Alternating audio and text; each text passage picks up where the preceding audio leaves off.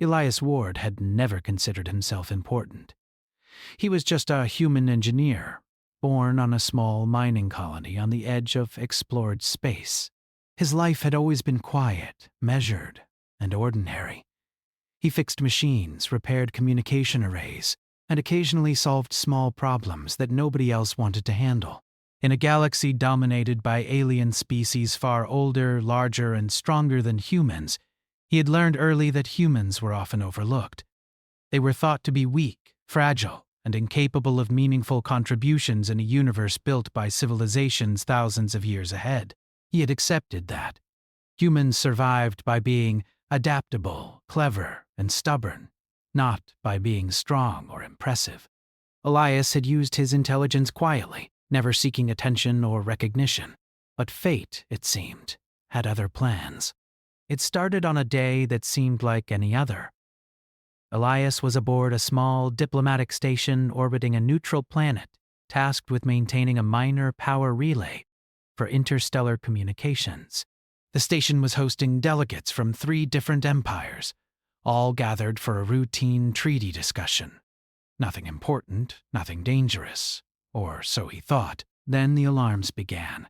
The station shook violently, lights flickered, and a deep, terrifying hum filled the halls.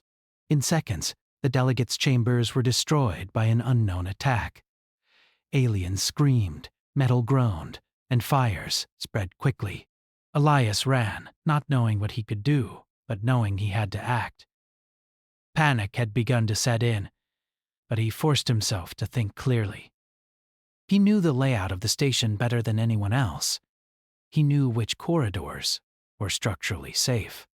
He began guiding survivors, carrying those too injured to walk and rerouting emergency systems to prevent the station from collapsing.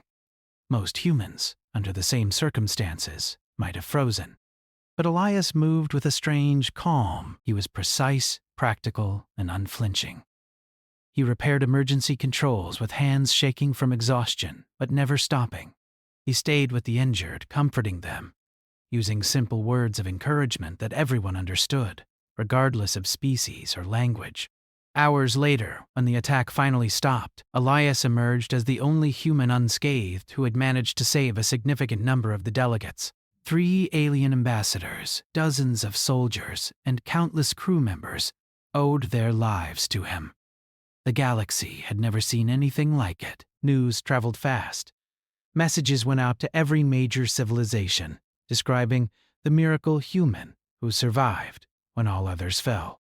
Some called him reckless, others called him a hero. And in the courts of power, where status and strength mattered more than anything else, the name Elias Ward became something people whispered in disbelief. It wasn't long before he was summoned to the throne world of Aurelian, the home of Queen Saren. She was ancient even by alien standards, a ruler whose family line had survived wars, betrayals, and cosmic disasters. Aurelian was known for its rigid hierarchy, strict rules, and a belief in absolute genetic and social perfection. To be summoned there as a human was almost unheard of. Elias was both honored and terrified. The journey to Aurelian was long, and the moment he arrived, he realized how alien everything truly was. Cities floated above the planet, connected by bridges of shimmering light. Ships larger than his home colony moved silently through the sky. Aliens of every shape and size crowded the streets, many of them staring at him with open curiosity or thinly veiled disdain.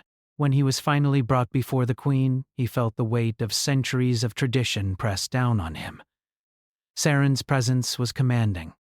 Her eyes were sharp, intelligent, and seemed to see through him in a way that made him uneasy. But she did not speak immediately. She watched, assessing, considering, testing him. Finally, she spoke, her voice calm but strong. Elias Ward, you are human. You are fragile. You are short-lived. Yet somehow you survived when our best could not. You acted with clarity, courage, and wisdom. That alone is remarkable. Elias bowed, unsure what to say. He was not used to praise of this magnitude, especially from someone so powerful. I only did what I could, he said simply. The queen inclined her head slightly, acknowledging his humility. Then she did something unexpected. She motioned to the corner of the grand hall, and there stood a small figure, a young girl with wide eyes that shimmered like starlight. She was observing him silently, studying every detail, her expression unreadable, yet piercing. "This is my daughter," the queen said softly, almost as if speaking to herself. "Lyra." Elias looked at her, noticing the subtle differences immediately. Lyra was not fully like her species.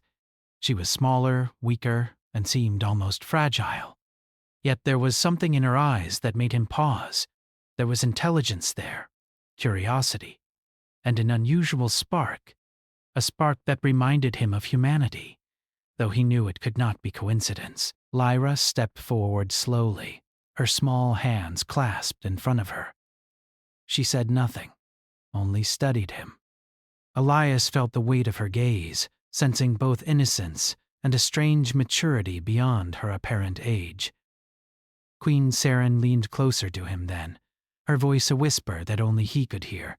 "My daughter wants you as her father, no one else." Elias froze, unsure he had heard correctly. He looked at the queen, then at Lyra, then back at the queen.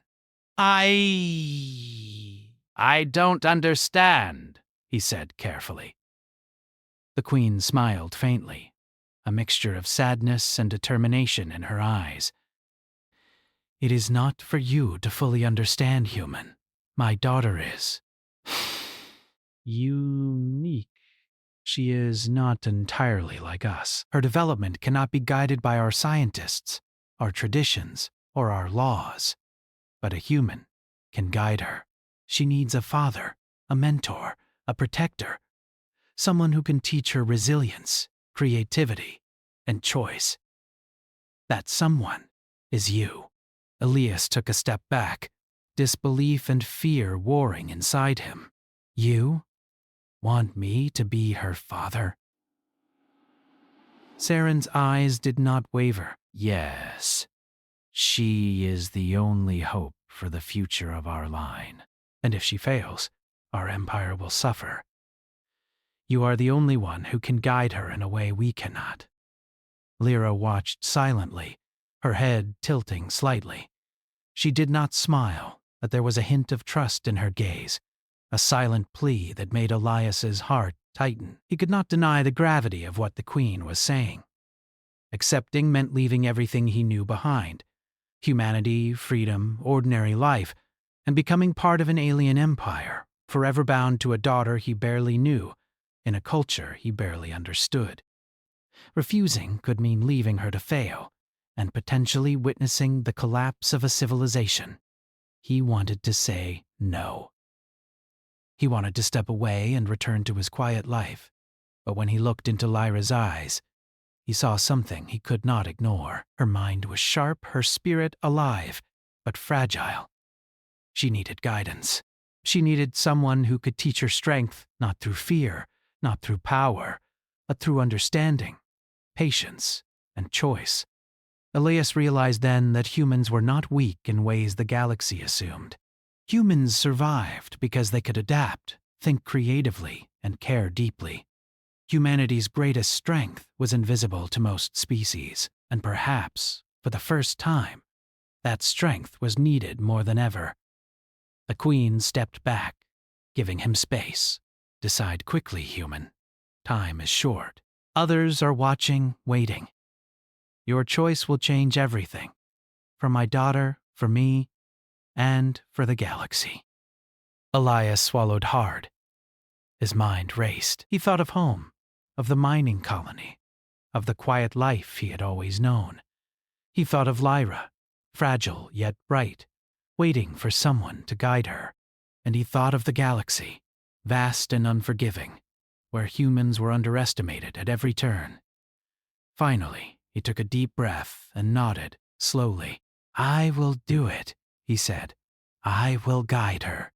The queen's eyes softened, a rare warmth breaking through her usual composure. Lyra's lips curved into the smallest of smiles, almost imperceptible. But it was enough to tell Elias that he had made the right choice. At least for now. The galaxy outside continued as it always had, full of war, politics, and danger. But inside the throne room, a human had just taken the first step into a role no one could have imagined. A role that could change everything. Elias had no idea what challenges awaited him. He did not know the enemies, the trials, or the secrets that Lyra's lineage held.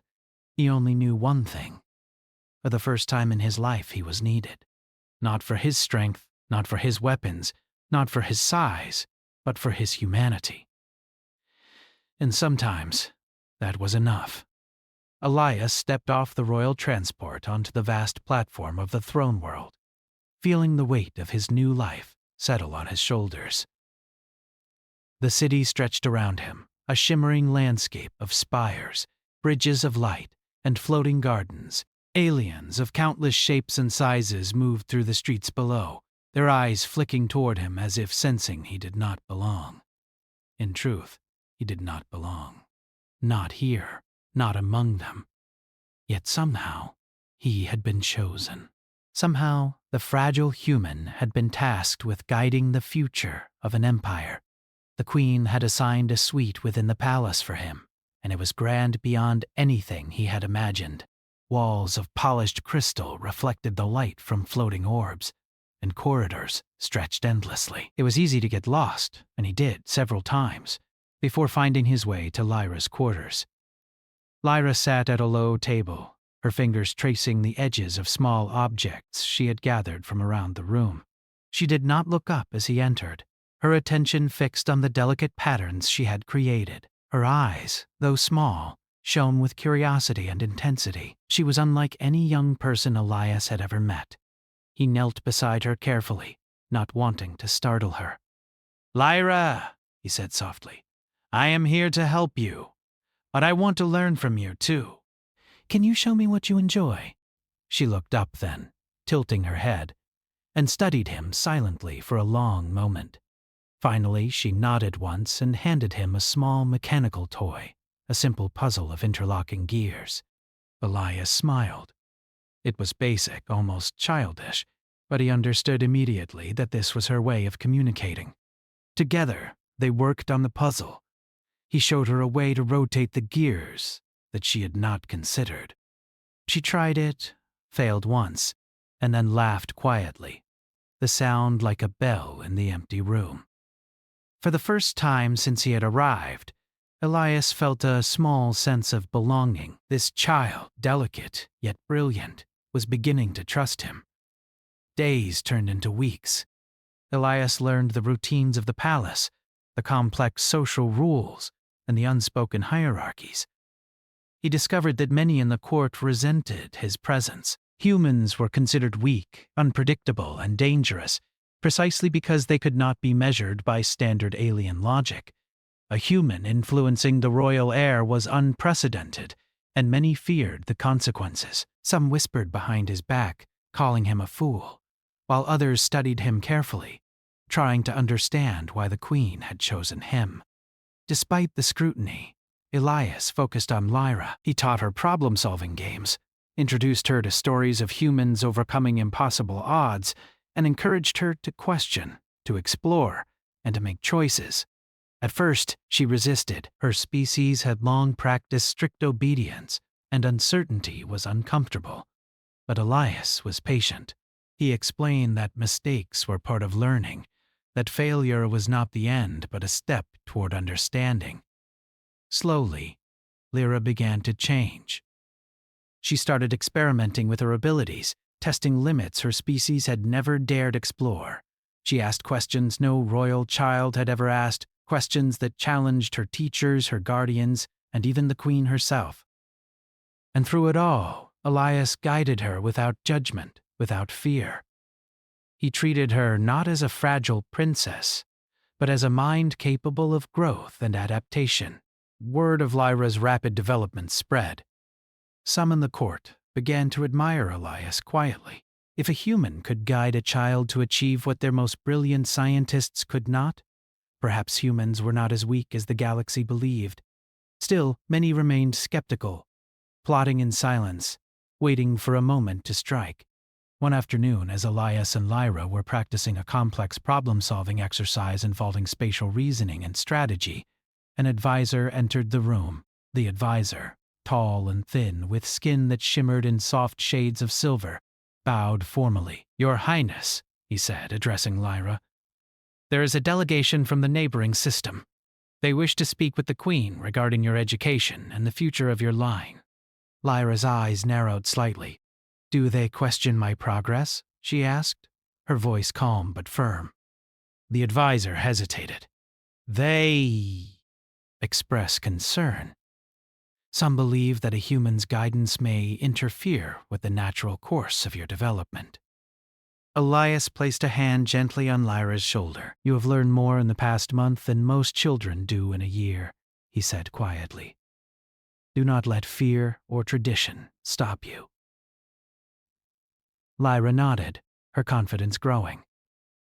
"I will speak for myself," she said. That evening, the Queen convened the delegation in the Grand Hall. Elias stood to the side, observing the interactions. Aliens of various species argued over the proper course for Lyra's upbringing, each claiming their methods were superior. Some suggested isolating her from humans entirely, while others proposed genetic interventions that Elias knew would stifle her growth. Lyra stepped forward, unafraid. "I have been learning," she said, her voice steady. "I have been making choices. I have been exploring what it means to think for myself. I am not finished learning, but I am capable. And I wish to continue my lessons with my human father." The room fell silent. A royal heir speaking with such authority was rare, but a human guiding her was even rarer. Many of the delegates whispered among themselves, shocked by her confidence. The Queen smiled faintly, proud but cautious. "This is her choice," the Queen said softly, "and it must be respected. Elias Ward will guide her, and no one else." Not everyone agreed, and tensions simmered beneath the surface. Elias understood that his role was not just to educate Lyra, but also to navigate the political currents of the palace. He began to learn quickly, observing, listening, and understanding the unspoken rules that governed alien interactions. Humans had always survived by adapting, and now Elias had to use that skill in ways more complex than he had ever imagined. As weeks passed, Elias introduced Lyra to new ideas, many of them human concepts entirely foreign to her culture. He taught her about empathy, creativity, and adaptability. He showed her stories of humans facing impossible odds and prevailing through strategy, cooperation, and courage. Slowly, she began to integrate these lessons, blending them with her natural abilities and the knowledge of her species. One day, during a session in the palace gardens, Lyra paused and looked at Elias. "Why do humans always survive?" she asked. Elias smiled, thinking carefully. "We survive not because we are the strongest or the fastest, but because we never stop thinking, never stop learning, and never stop caring. We make mistakes, yes, but we learn from them. That makes us strong in ways others cannot see." Lyra considered this quietly. Then she smiled, a small but genuine expression. "I think I understand," she said. It was a turning point. The subtle fear and skepticism that had surrounded Elias began to shift. More members of the court observed Lyra's progress and could not deny the effectiveness of human guidance. Slowly, grudging respect replaced suspicion, though not without some lingering resentment. Meanwhile, the galaxy beyond the throne world continued as it always had, full of danger and intrigue. Elias knew it was only a matter of time before others noticed Lyra's accelerated development. Some would see it as a threat, others would see opportunity. He also knew that humans were underestimated, and that this misjudgment could become the greatest advantage in an unpredictable universe. One evening, Elias and Lyra walked along the palace's elevated walkways observing the stars. The vastness of space stretched before them, infinite and mysterious. Lyra spoke softly, almost to herself. "Do you think the galaxy is ready for someone like me?" Elias looked at her, seeing both the child and the emerging leader. "It doesn't matter if the galaxy is ready," he said. "What matters is that you are prepared, and together we will make sure you are." The stars reflected in her eyes, and for the first time, she seemed fully aware of the role she would play. She was no longer just a fragile princess. She was a mind in training, blending the wisdom of her species with the adaptability and insight of humanity. And Elias, once a simple engineer from a forgotten corner of space, realized that humans were more than survivors. They were catalysts. They were teachers. They were necessary.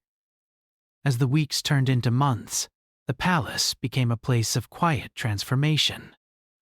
Lyra's abilities continued to grow, her confidence strengthened by the guidance of her human father.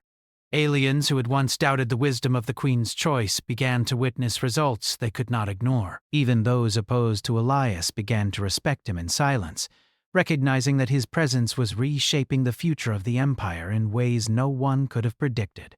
And while Elias knew challenges were still ahead, political intrigue, potential enemies, and the ever-present dangers of the galaxy, he also knew that he and Lyra were ready.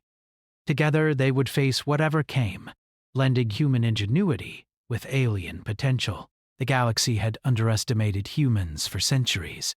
But here, in the heart of an ancient empire, a human had proven that survival was only the beginning. Humans could guide, teach, and inspire. Humans could shape the future. And Lyra, under Elias's guidance, was beginning to show the galaxy just how powerful that could be.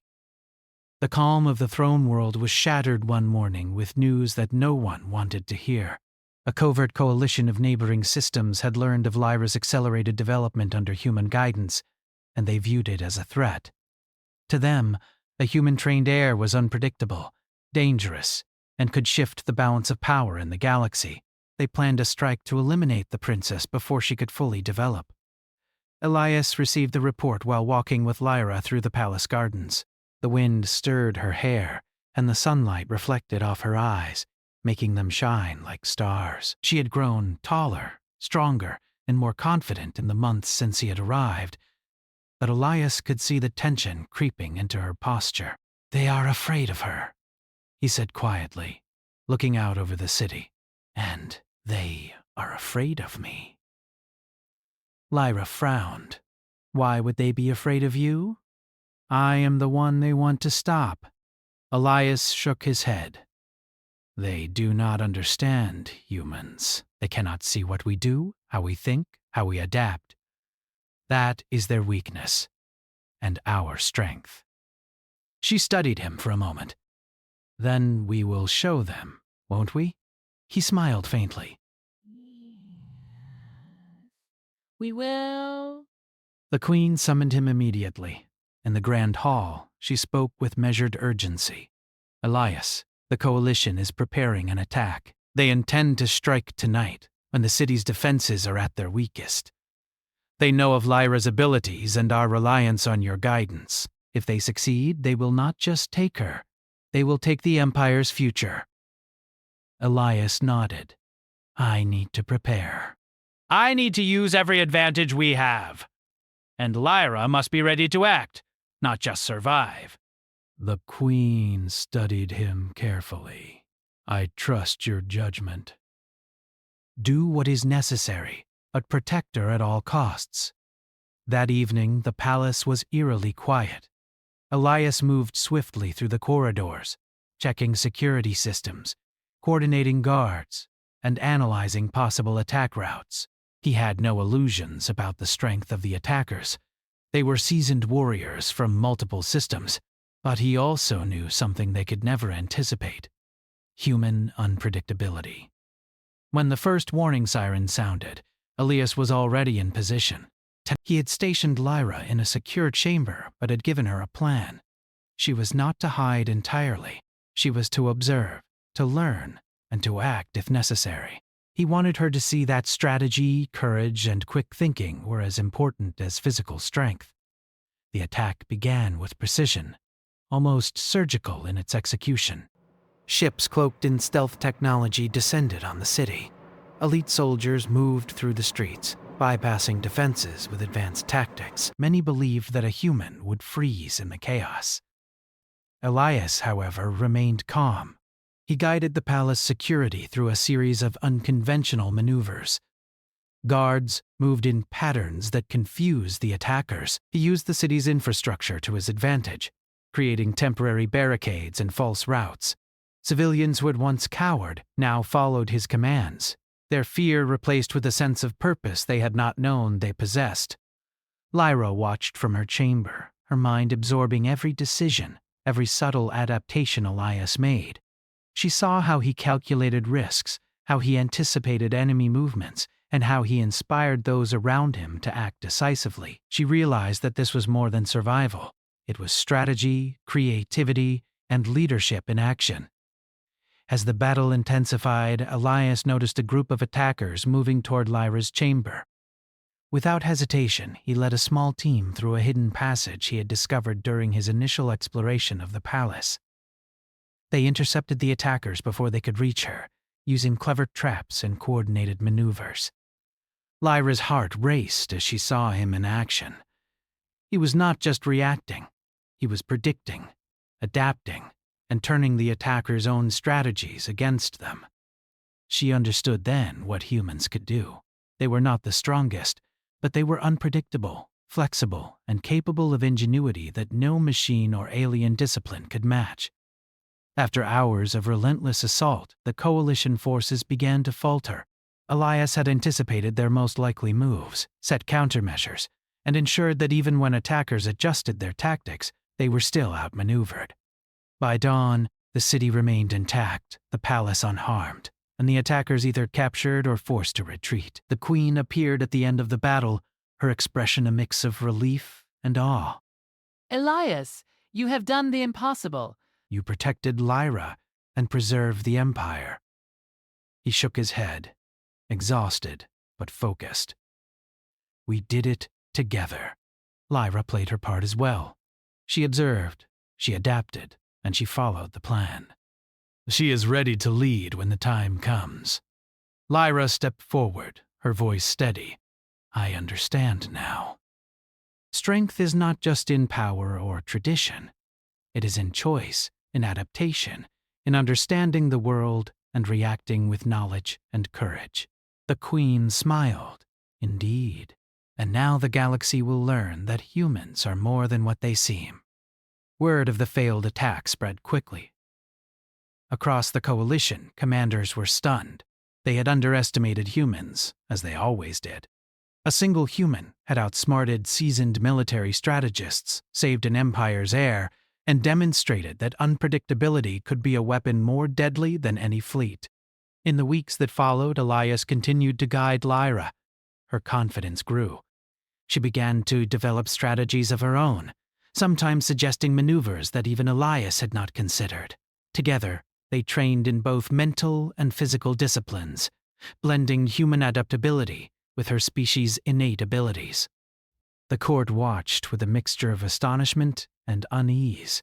A human was influencing the royal heir, shaping her mind and perspective in ways the empire had never seen. Some nobles began to see the advantage, while others plotted silently, unwilling to accept the change but unable to argue against the results.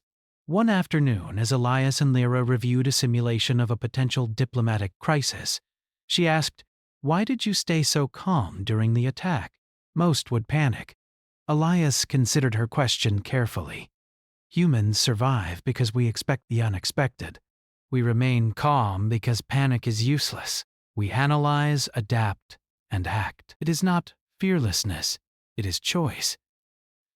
Lyra nodded, absorbing the lesson. Then humans are strong in ways other species cannot see. Exactly, Elias said. Strength is not always obvious. Sometimes it is invisible until it changes everything. As the days passed, they prepared for the possibility of another attack. The coalition would not forget their failure, and Elias knew that humans could not rely on luck alone. They needed foresight, innovation, and the ability to adapt faster than anyone else. He began to teach Lyra more advanced concepts: deception, resourcefulness, and anticipating the moves of those who underestimated her. Lyra responded with remarkable speed. She began to notice patterns in both allies and enemies, predicting actions before they happened. Her mind, guided by human principles, became a force of its own. She was no longer just learning, she was evolving. One evening, Elias took her to the palace observatory. Stars stretched endlessly above them, distant suns and swirling nebulae glowing in vibrant colors. "Look at the galaxy," he said. "It is vast, full of dangers, opportunities, and mysteries. Humans survive here because we learn quickly and act wisely. You can do the same, Lyra. You can shape the future." She looked up at the stars, her mind racing. "I will, Father. I will not let fear guide me. I will choose my path, and I will lead."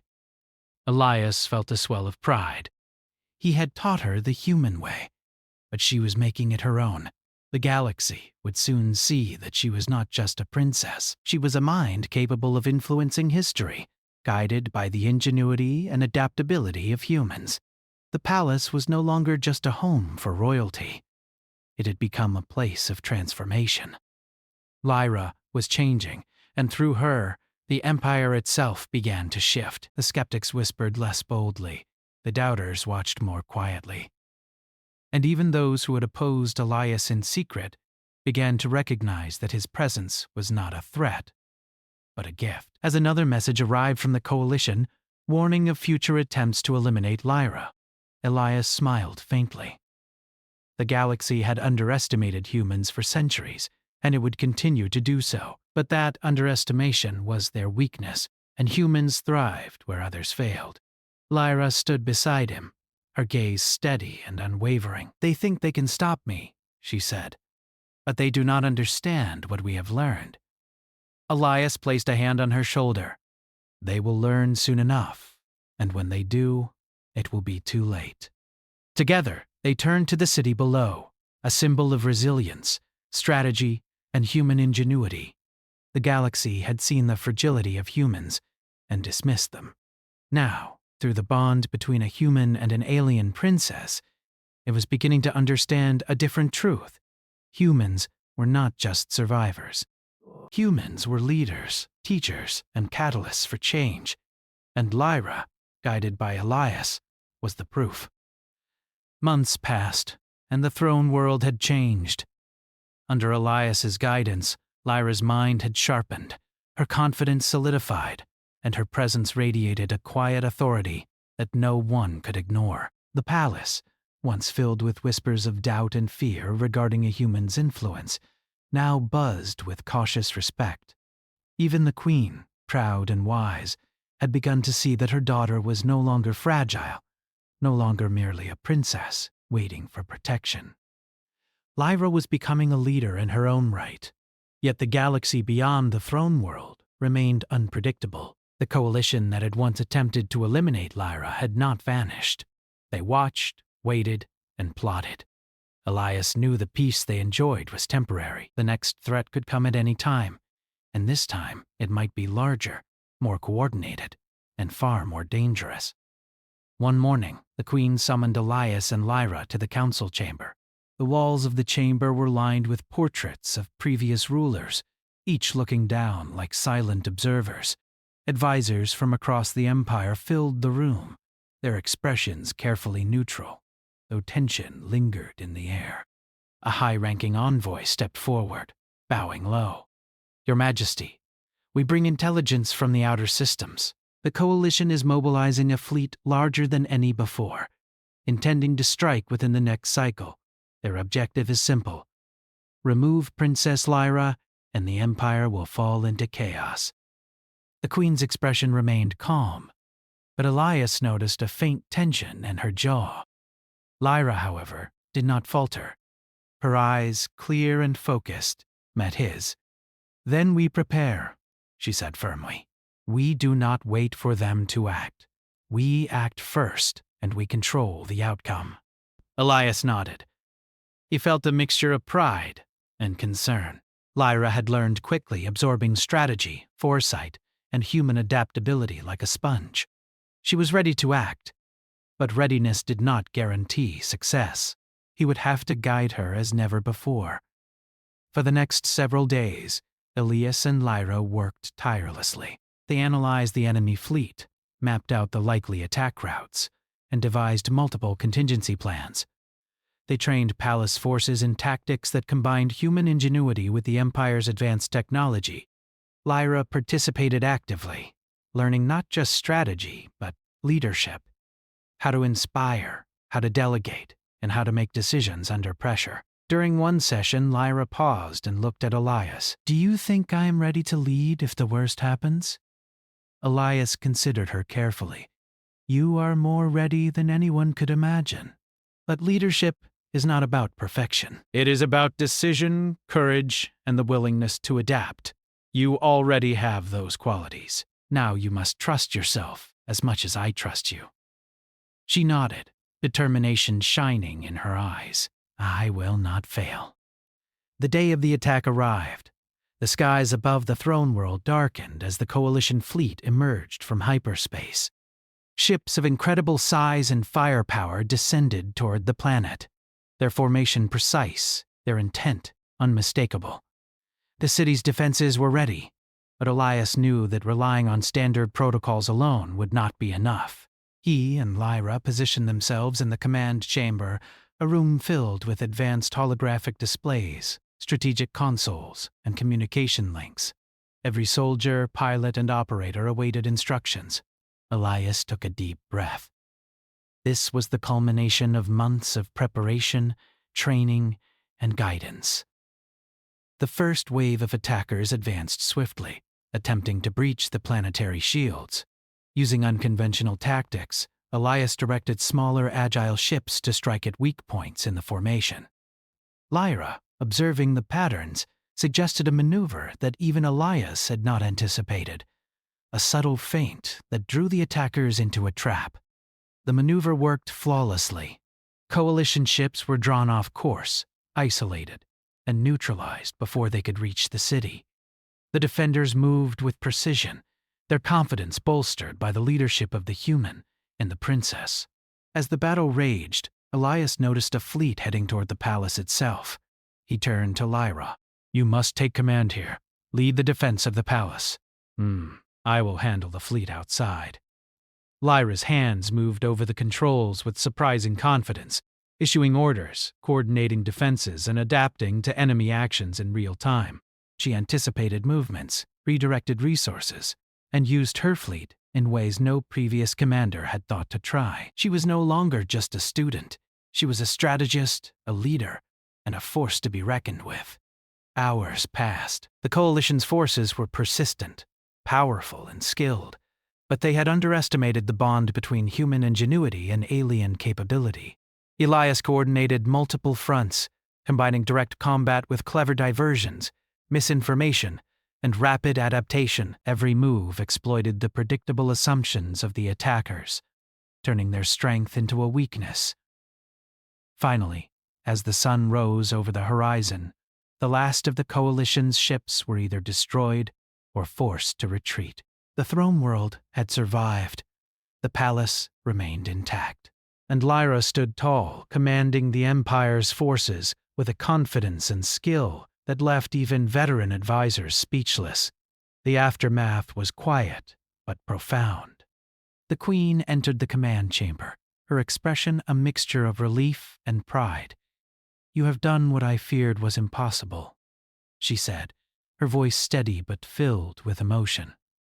"You protected my daughter, preserved the Empire, and demonstrated that humans are not to be underestimated." Elias shook his head humbly. "It was not just me. Lyra led here as much as I did. She is the reason the Empire stands today." Lyra stepped forward, her eyes bright. "We worked together. Humans and my people. Together we are stronger than anyone imagined." Word of the battle spread throughout the galaxy. Every species, every leader, and every commander learned the same lesson. Humans were not weak, fragile, or inconsequential. Their unpredictability, creativity, and courage were forces that could not be ignored. And the throne world's heir, guided by a human, had proven herself capable of leading an empire through impossible odds. In the weeks that followed, Lyra's role in the empire became more formal. Advisors who had doubted Elias's presence now respected it openly. Nobles who had whispered against him now observed him quietly, recognizing that the empire had benefited from the lessons he had taught. And the coalition, once confident in their power, now regarded both human and princess as threats too significant to ignore. The queen, seeing her daughter's growth, made a declaration unprecedented in the history of the empire. "Lyra has proven herself," she announced before the council, "and she will ascend to the throne when the time comes. Elias Ward will remain at her side, not as ruler, but as guardian father, a role essential to her guidance and the empire's stability." The council murmured, some in approval, some in surprise, but none could argue with the results. The galaxy had witnessed the impossible, a human guiding a royal heir to victory, reshaping the future of an empire through ingenuity, patience, and trust. Years passed. Lyra's growth continued. She blended the wisdom of her people with the lessons Elias had taught her: adaptability, creativity, and courage. She implemented new policies, encouraged innovation, and approached diplomacy with insight that surprised even the most seasoned leaders. She was no longer just a princess. She was a ruler in her own right, shaping the empire with a human-informed vision that emphasized resilience, understanding, and choice. Elias, now older, wiser, but still unassuming, watched her with quiet pride. He had never sought power or recognition. He had only sought to guide, to teach, and to protect. And in doing so, he had left a mark on the galaxy that no one could erase. One evening, as the stars stretched endlessly above the throne world, Lyra stood beside him in the palace gardens. "Do you think the galaxy is ready for me?" she asked softly. Elias looked at her, seeing not the fragile child who had first appeared in the throne room, but the confident leader she had become. "The galaxy does not decide readiness," he said. "Leaders decide readiness, and you are ready because you have learned, adapted, and acted. You have human strength and your own wisdom combined. That is more than enough." Lyra smiled, a genuine expression that reached her eyes. "Then I will not waste it." As the years continued, the empire flourished under Lyra's leadership. Conflicts that once seemed inevitable were avoided through foresight and negotiation. Technological advances accelerated, inspired by human-inspired creativity and ingenuity. And the galaxy slowly but surely began to recognize the hidden strength of humans, not just as survivors, but as catalysts, teachers, and leaders capable of changing history. Elias eventually returned to exploration, leaving Lyra fully in command, but his influence remained. He had proven that humans could adapt, teach, and lead in ways no one had ever imagined. The empire owed its survival and its future to lessons learned from a human and the daughter he had guided. Lyra, now fully in her role as sovereign, often reflected on the journey. She had grown stronger, wiser, and more confident than any princess before her, and she knew that the lessons Elias had imparted were as important as the lineage she inherited. She ruled not through fear or tradition, but through understanding, strategy, and the human-inspired principles that had transformed her perspective. And across the galaxy, humans were no longer seen as fragile or weak. They were seen as essential, unpredictable, and capable of changing the course of civilizations. Elias had done more than guide a princess. He had changed the way the galaxy viewed an entire species. In the end, the bond between human and princess had proven stronger than armies, wiser than the oldest advisors, and more enduring than the oldest traditions. It had shown the galaxy a truth that would be remembered for generations. Survival was only the beginning. Humans could teach, inspire, and lead. And when combined with potential like Lyra's, they could change the future itself.